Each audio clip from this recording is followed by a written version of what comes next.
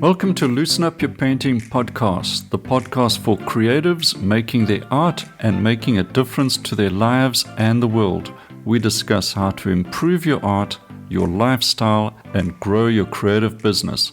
I'm your host, Malcolm Dewey from malcolmdeweyfineart.com, and let's begin.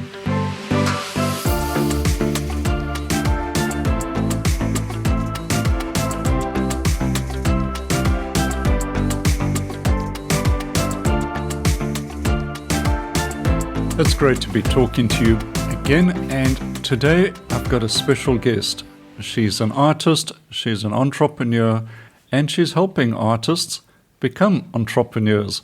Yes, if you've ever thought of taking your creative activities, your art, your painting, whatever it may be, into a part-time or full-time business, today's guest is going to help you with that.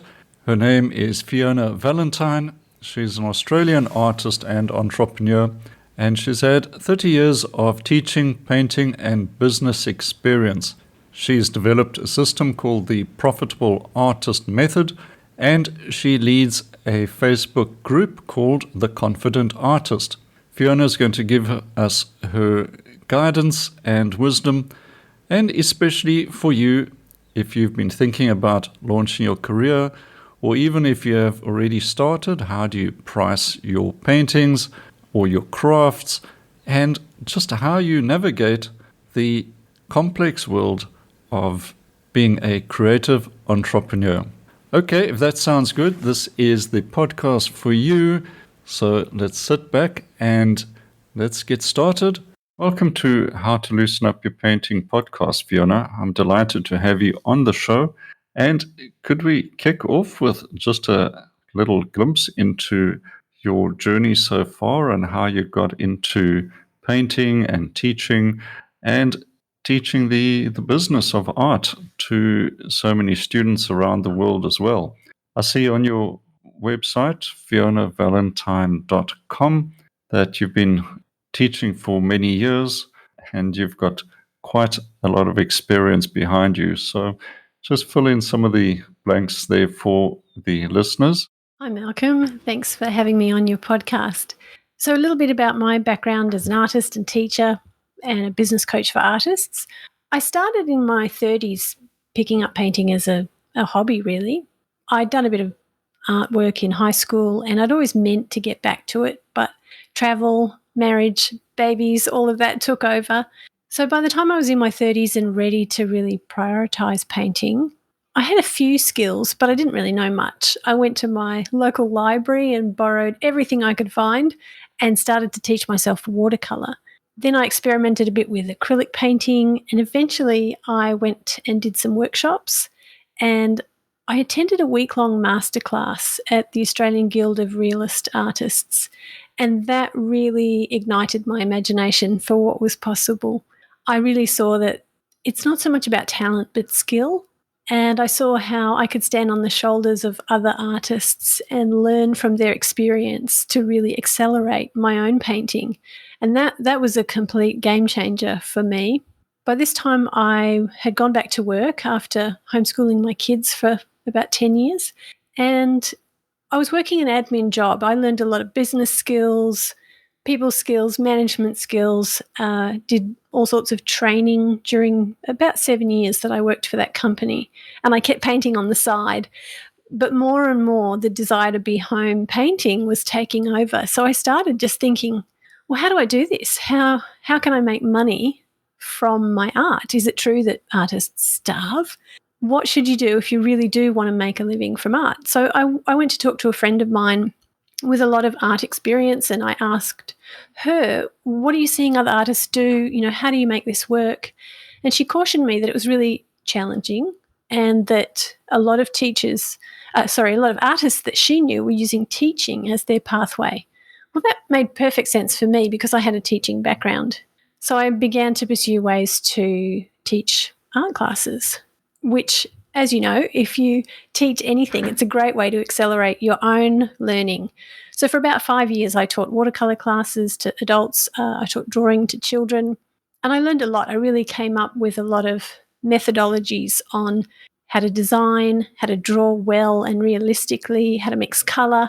And I absolutely loved that side of it. And I decided that I wanted to take my students further. So I had been working one-on-one with artists for quite a while already.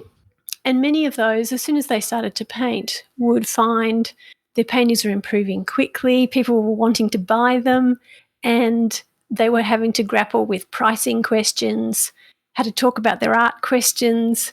A lot of things were coming up very quickly. And so I started equipping my students with pricing skills, conversational, talk about your art skills, which, really just sales and marketing skills. And I started retreats so that I could take students and spend 3 days with them in a beautiful setting where we could really dive deep into their art dreams and help them look at how to explore their own personal style, how to talk about their art, how to turn it into a business if they wanted to. And that coaching has just become more and more of what I do. So now I teach a 90-day Profitable Artist Method, which is a program for setting up a simple business and marketing system for your art. So it wasn't my intention in the beginning. It's been a long journey, about 15 years on the art making side of things. And it's brought in my business background, my teaching background, and now those interests have all found a way together to help equip artists, because I no longer believe that teaching is the way to make an income as an artist. It can be a great way, but the internet's opened up so many opportunities that now I help artists to sell their art and make a living doing it. So that's kind of my answer to the question of how did I get started? Could you tell us a little bit about your creative philosophy and why you think creativity is so important for everyone? I've often taken the view that each person has a creative need, and even those that believe creativity is not really for them, they will find something eventually that they need to get out of their system, and creativity usually is the right way to do that. So there are many artists who are struggling to find creative inspiration, or they're not sure if they're wasting their time, or perhaps that their art or creativity doesn't really have any meaning. What would you say to artists like that who are having doubts about whether they should even bother about being creative at all? I really love this question. For me, the importance of creativity became very personal. When I was in my 20s, I raised my first baby in a mud village in Africa. Being up close and personal with poverty and suffering, I really felt like my creativity was frivolous. I knew that I liked to draw and to sew and to do creative things. But in that context, it just felt really self-indulgent, and I didn't understand the place that creativity had in this world where so many people's day was just taken up with survival. Basic things, water, food, safety, health. So I made a decision to sort of set aside my creativity, and I had no idea what an impact that would have on my mental health.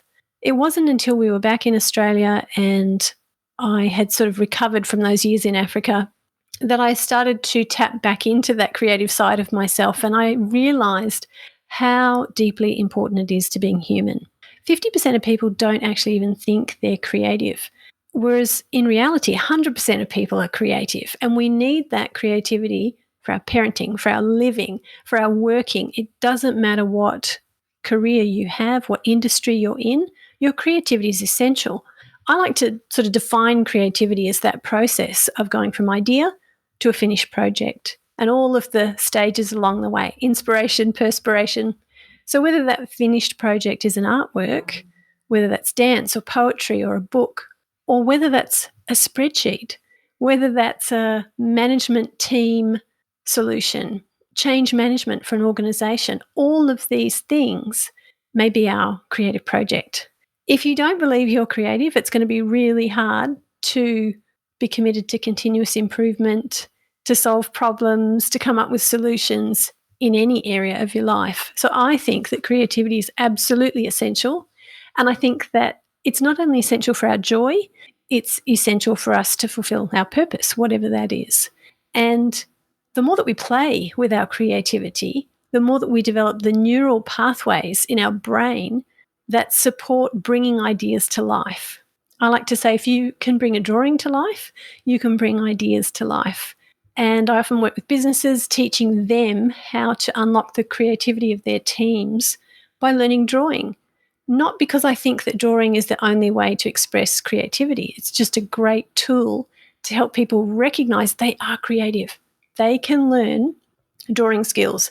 They can learn all sorts of skills. They're capable of developing their creativity. The problem is most people don't even recognize that they have it. If they don't naturally feel a pull towards drawing or painting, they might not recognize their creativity in business, in industry, in building, in medicine, but creativity is essential for all of those.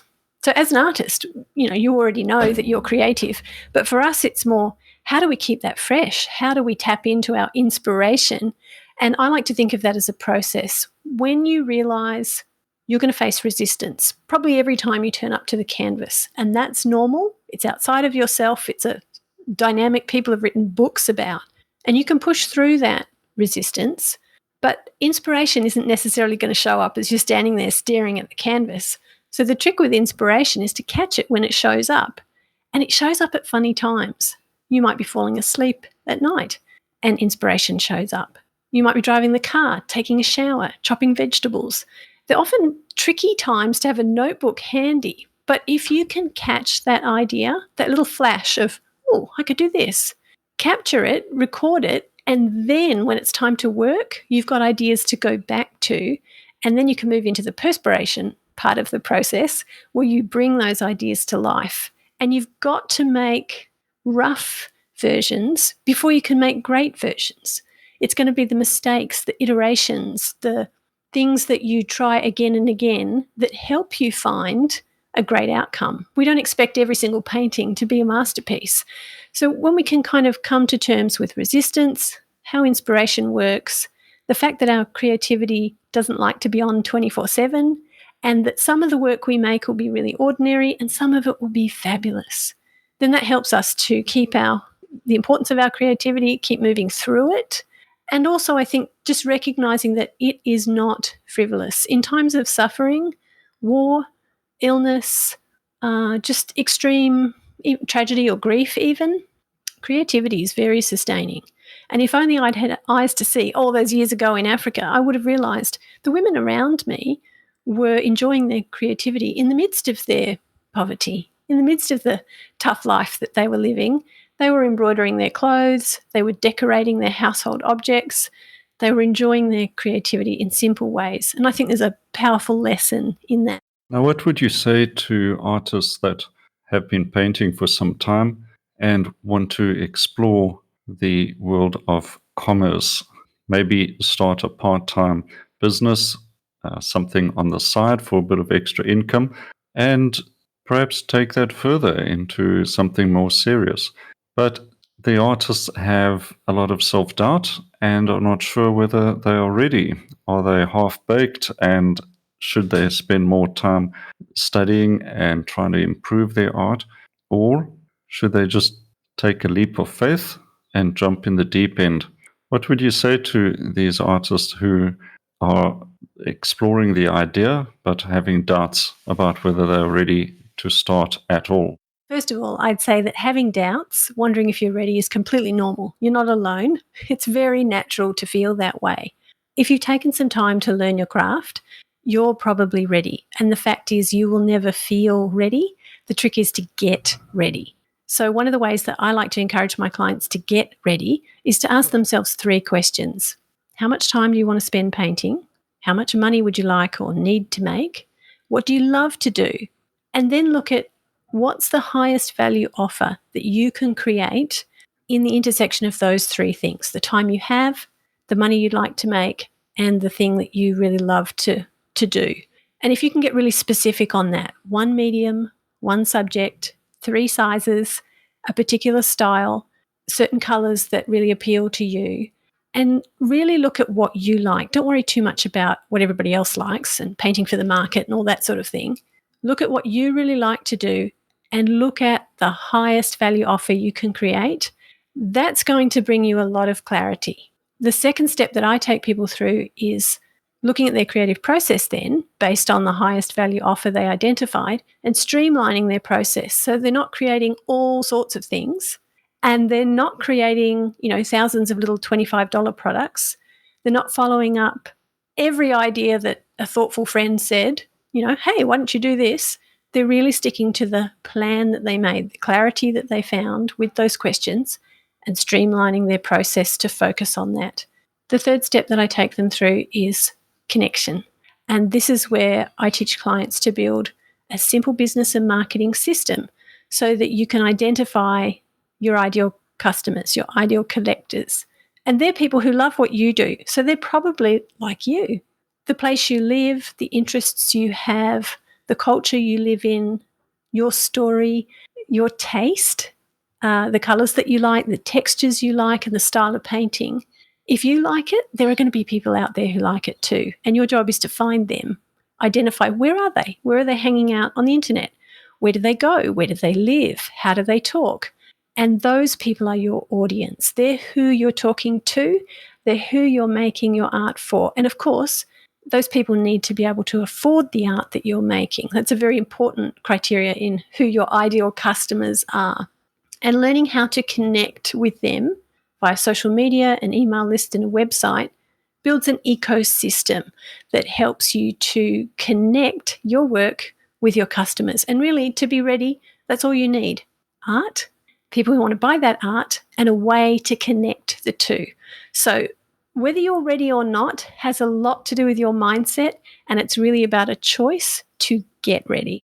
Now, starting a side hustle or full-time art business may be fine for somebody who is unemployed, but what would you suggest for those that do hold a day job and maybe they have some commitments already, but believe that going into an art business will take them further and they'll get more out of it, but there's so much fear about taking that last step? Should they go all in, quit their day job, and start their art business, or a transition into it slowly over a period of time? And if so, what would you suggest is a reasonable period of time? Or perhaps you've seen other artists go through this phase. How do you take that transition without simply holding out forever and then finally just giving up on your dream? This is a really important question, Malcolm. I think it depends a lot on the financial situation. If you can afford to go full-time, great. But for most of us, there's a commitment to bills, to the family, to our lifestyle that means that we're not free to just have no income for a period of time. And setting up your own business, selling your artwork, it does take time to build that body of collectors who love what you do, who become raving fans, repeat buyers, recommend you to their friends. And that takes time. Depending on whether you've done any of the pre-work, you can build your portfolio and your business at the same time. And I do recommend getting help to do that because the road will be a lot faster. But be cautious about jumping the whole leap and the net will appear idea.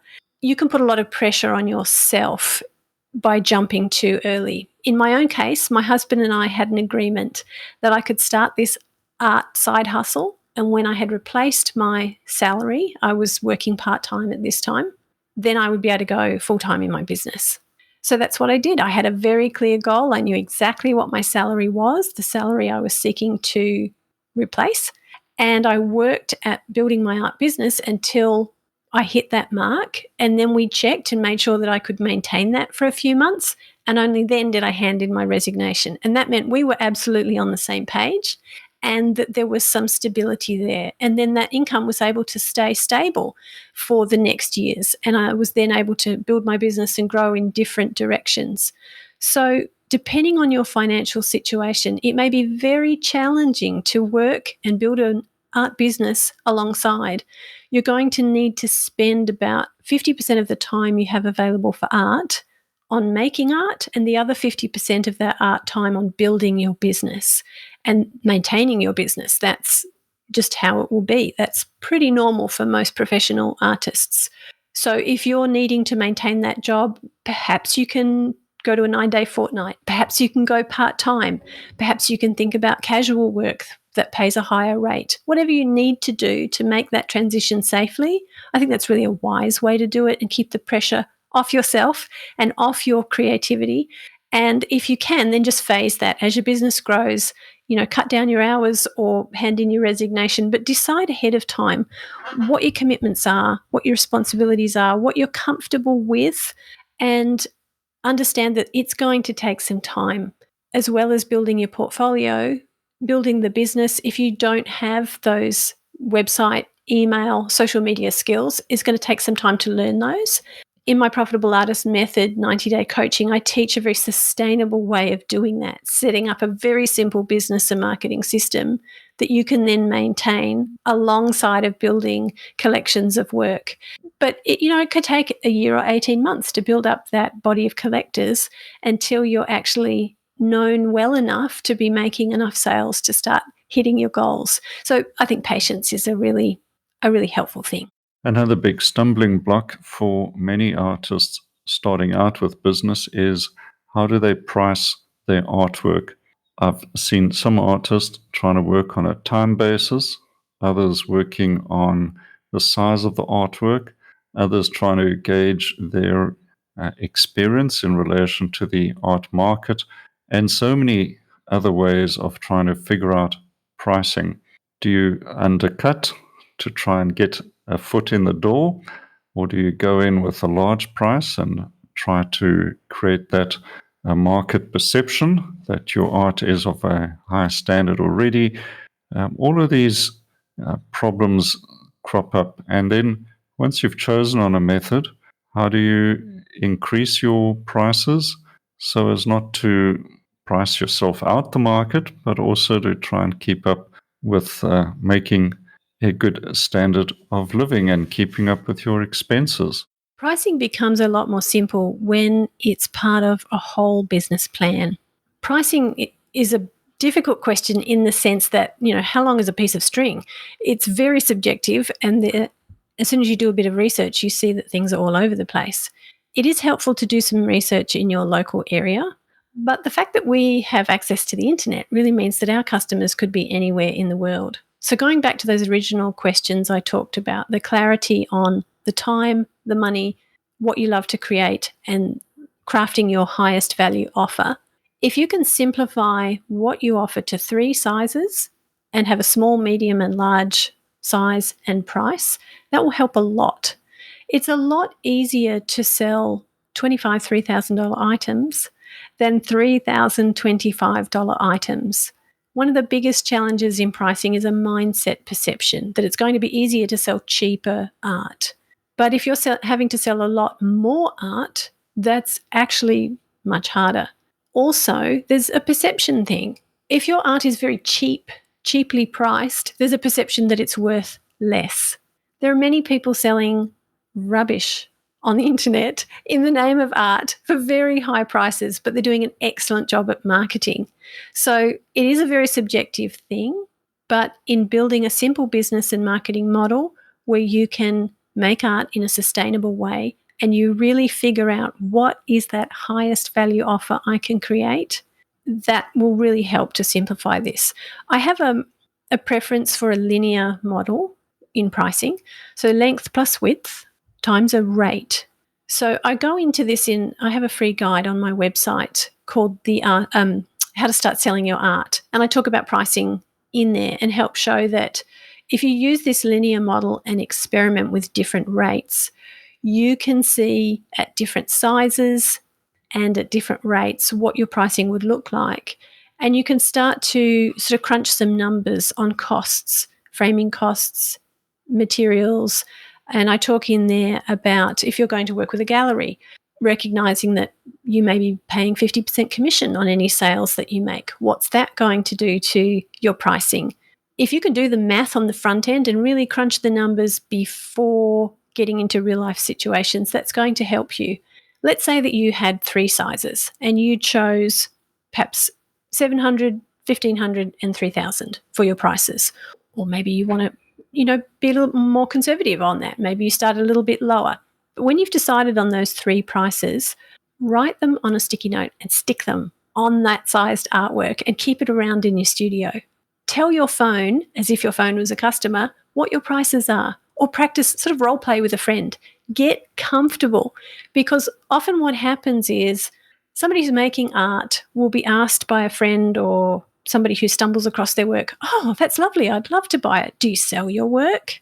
And if we haven't practiced, we can end up shooting ourselves in the foot and saying disparaging things like, I just dabble. And really, that might not be true at all, but perhaps we just haven't developed the language and the comfort and the confidence in talking about our prices. So set your prices, set them simply, use a linear model, the length plus the width times a rate. Start with $25. See what that does for you at the 3 different sizes you've chosen to work in. Aim for a small, a medium, and a large price, and stick to that. Be very clear. When you've got those, then practice them. And that confidence, that simplicity, thinking through things like shipping, thinking through things like commissions, do you want to do those or not, making those decisions, and then writing down what you've decided is going to help you enormously. And as I mentioned, how to start selling your art, the free PDF guide, you'll find that's helpful, and that goes into just writing down the things that I've mentioned in this conversation. So if you're having trouble tracking with it so quickly, go grab the guide. You can get it at fionavalentine.com. If the artist has figured out their pricing and has worked hard on improving their art and feel they're ready to jump in, do they first seek gallery representation? Is that still relevant today because of the size of the market? There's so many artists, etc. Or should the artist market themselves and try to produce and sell their work themselves? What are the pitfalls of working through a gallery, or alternatively, the pitfalls of working solely for yourself and doing your own marketing? And what are the relative advantages of either approach? And I guess finally, the question is, can you have your cake and eat it too? Can you have a gallery and sell your own artwork and try and balance the two? Such good questions. Yes, I absolutely believe you can balance the two, but where to start? I don't recommend starting by looking for gallery representation.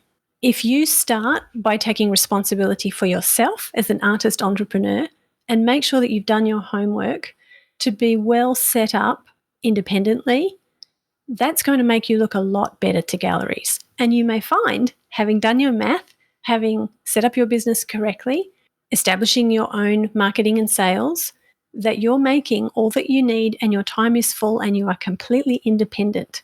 Your email list and the email addresses of your collectors, that's your number one asset, and you own that. If you're selling with a gallery, they're the ones that own those contacts. And if they close, you've just lost all connection with your collectors. When you build independently, you maintain that connection. You're the one that's responsible, and you're not closing down yourself. By having your own website and email list, you own those things. You own that space. You're not dependent on social media accounts that can be shut down. So we can use social media. We may even get gallery representation, and those can be wonderful things, but I don't believe they're the place to start. Of course, if you already have gallery representation, great.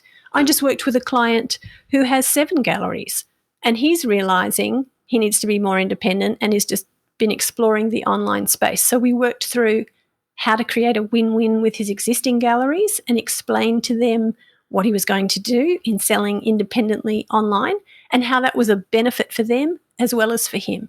So they walked away with a great agreement, complete understanding, mutual respect, some ground rules, and now he's stepping into doing some independent work, having different collections, but managing that himself. And he realizes that that's possible now, and that is a much safer place in a fragile world where galleries can close. Even if they don't choose to, that may happen. So taking responsibility for yourself as an artist entrepreneur, it's entirely possible.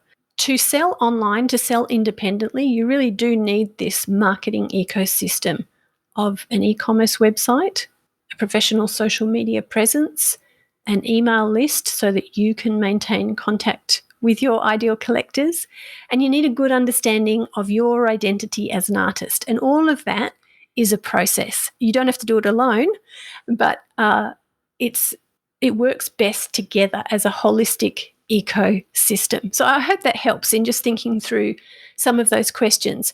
One of my clients, she came to me originally through a professional development workshop, then attended my night classes. Then she came to my retreat and started hearing about the business side of things. Long story short, she ended up leaving her teaching career to step into being a full-time artist. She set up her website, hired a studio, created her first collections, listened to my advice on setting up an email list and maintaining contact with her collectors.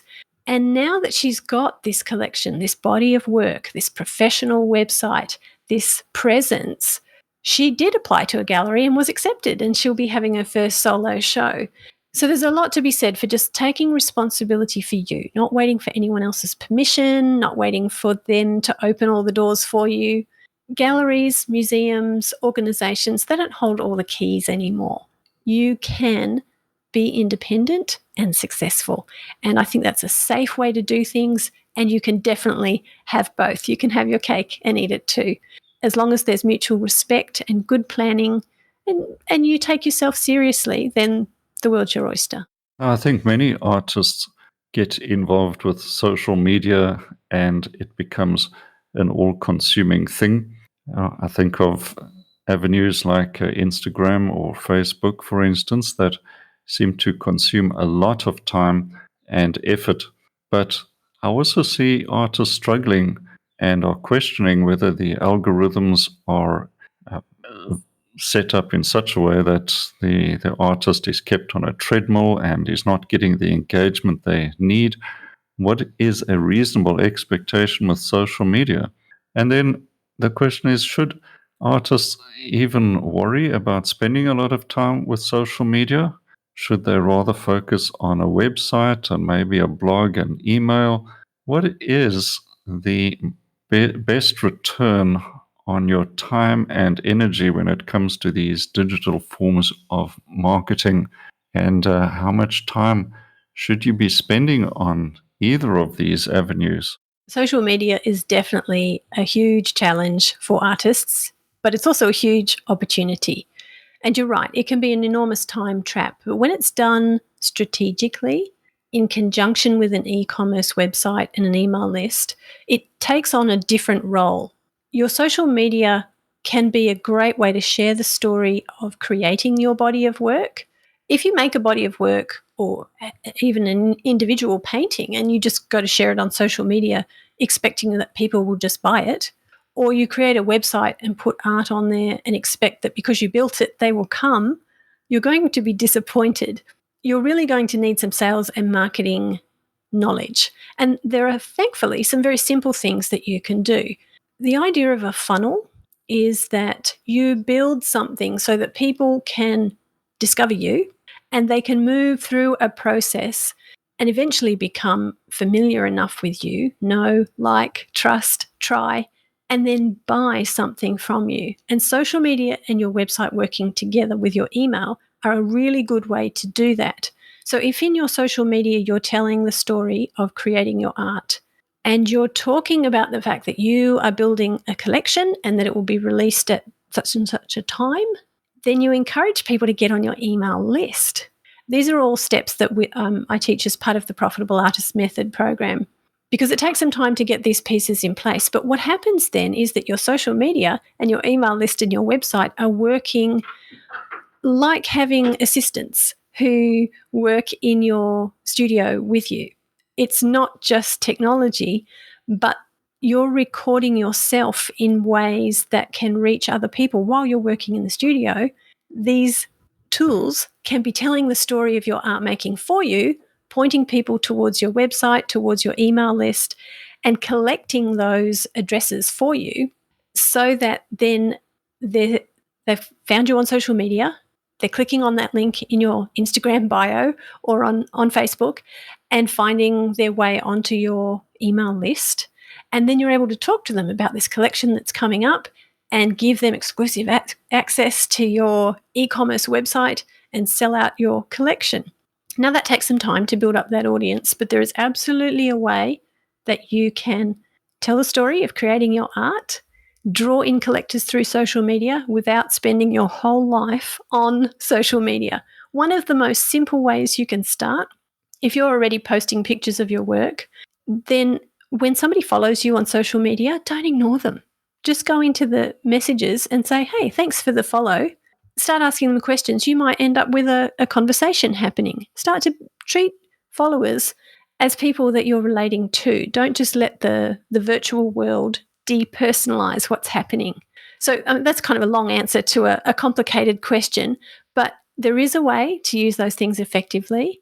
And I give my clients prompts for 3 months worth of social media posting so that as they're building their portfolio, as they're building their business, they're telling the story on social media so that when their paintings are ready, their buyers are ready. And that's the goal. Definitely takes time, but there's a way to do it that's strategic. I think the world is going through quite a tough economic time, and we see a lot of news about a recession is now hitting the world economies. So we have many artists who now have perhaps a lot of fear and may wonder whether it's even worth bothering with marketing the art business. How can you sell luxury items like paintings, for instance? How would you um, navigate this period that we're in and appears to be going on for at least a couple more years? And how should our artists change their perspective, or should they market less? Do you market more in times of recession? And how can they emerge from this or even thrive in their art business during these uncertain times? It's a really important question. Recession is different than, say, COVID. During COVID, work from home life, art sales did really, really well. Realizing that during a recession, it does make a difference to art sales. You may have to work harder at your sales and marketing to maintain your income. Knowing too that targeting the top end of the market, the higher price bracket, that's going to be very helpful to you because that tier of the market is more stable during a recession. So there is definitely still the possibility of making art sales during a recession. Making sure that you have great sales and marketing skills and that you're doing that strategically is really important. Also, in the ebbs and flows of being an artist, of being an entrepreneur, if there comes a time where you do need to do a different kind of work alongside of your art making to make ends meet, that's not the end of the world. That doesn't mean that you have failed. Ideally, your art business is going to get to a stage where you don't need to do that. But if that happens at times, and you are supporting your creativity by using a different skill set that you have, that's absolutely fine. That's not to say you'll have to, but if you need to for a while, it's not the end of the world. And there is no reason to stop selling your art, stop working at improving your sales and marketing. It's an ongoing process. There will be changes. A recession is something to consider, but it definitely doesn't mean shut up shop, go home, give up, there's no hope. It's just not like that. That's not what happens. So aim high, work hard, build your skills, and be strategic. No, it's a tough one for a lot of parents when their child says they want to become a full-time artist when they leave school or study art perhaps at a tertiary level and then go into professional art. What do you suggest parents say to their children who have talent and express a desire to get into art for a business? Should they study it, first of all, at a tertiary level? Is that really necessary? Or can they study it part-time and work on their art during the day? And finally, should students get a regular day job and practice their art after hours? Or would you say it's better for them to simply work on it full time and really get their hands dirty right from the start so they learn all the hard knocks first? These are big questions. And I think it's so important as parents that we are setting up the next generation of artists to think well about their creativity. Understanding that many universities these days are not necessarily equipping people with money-making skills. Many people are coming out with a qualification and they are being employed. As an artist, you are really going to be in business. You're going to be an artist entrepreneur if you want to make an income from your art. And once you understand that, then you can look at that trajectory a little bit differently. And there are so many options now.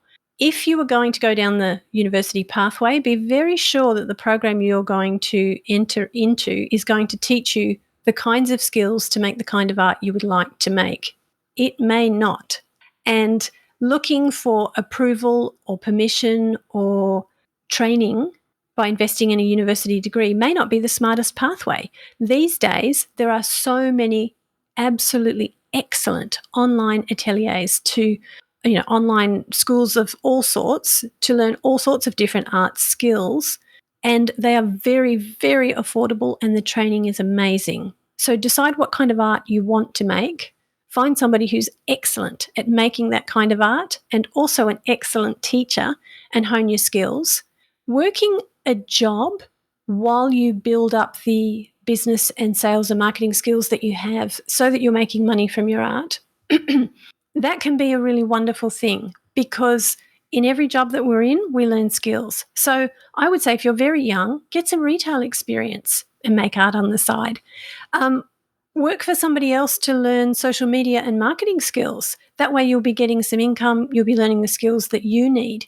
The other option that you have is to be independent, to find an online format for training and developing your art skills, and to invest in coaching like the Profitable Artist Method and learn how to simply set up your business and marketing and social media and work hard at it. You can even do that while having a part-time job to support yourself. So it depends on your financial situation, but I would definitely encourage parents to say yes to their child because you can absolutely make a lot of money as an artist.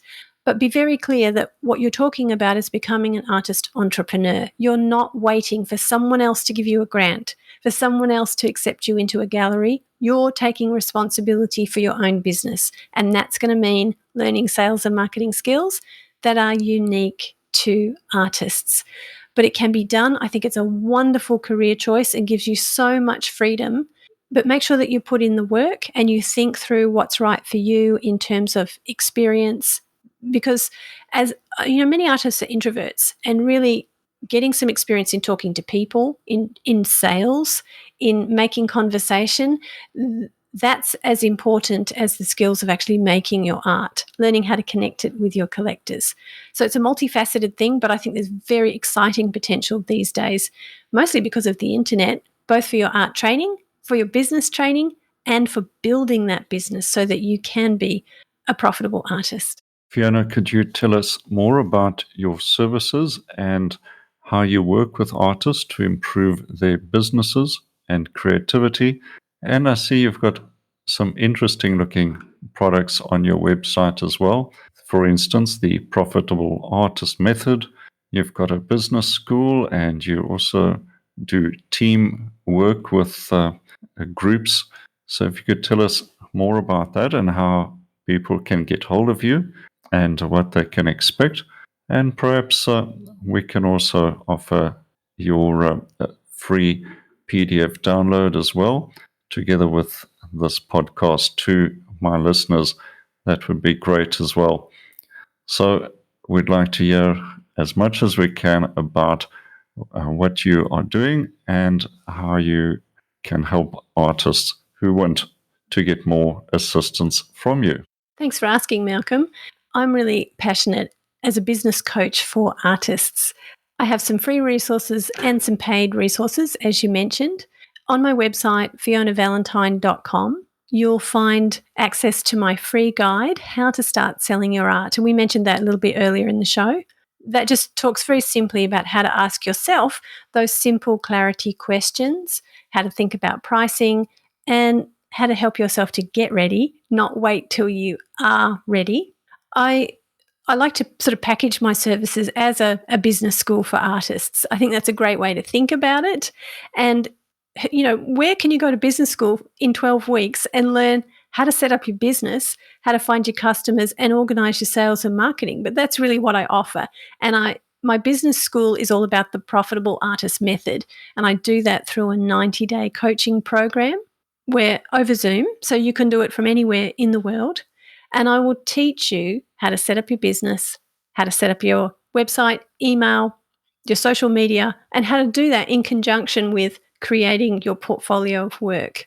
There's so much mindset and practical how-to knowledge built into this program. It's just really exciting because it's very flexible to you and where you're starting from.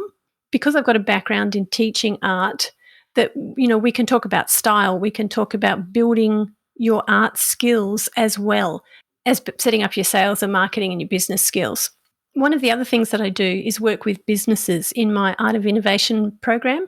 That's a 2-hour workshop for corporations who are wanting to unlock the creativity of their teams. And it really helps people who don't perhaps view themselves as creative to see that we're all creative. And when you build creative skills, that creativity transfers to your work and to your relationships. And through developing a drawing practice, you can learn the skills to train your brain for more creativity and innovation. By practicing drawing, you're actually learning to bring a drawing to life, and that's the same skill set that you need to bring an idea to life. So if you head to my website looking for information on how to start selling your art, grab the free guide, and you'll see as soon as you sign up for the free PDF, you'll also be offered a special price on my 1-hour workshop, The Art of Selling Art. And that'll talk to you more about my methods, and it will also promote the Profitable Artist Method, my business school for artists.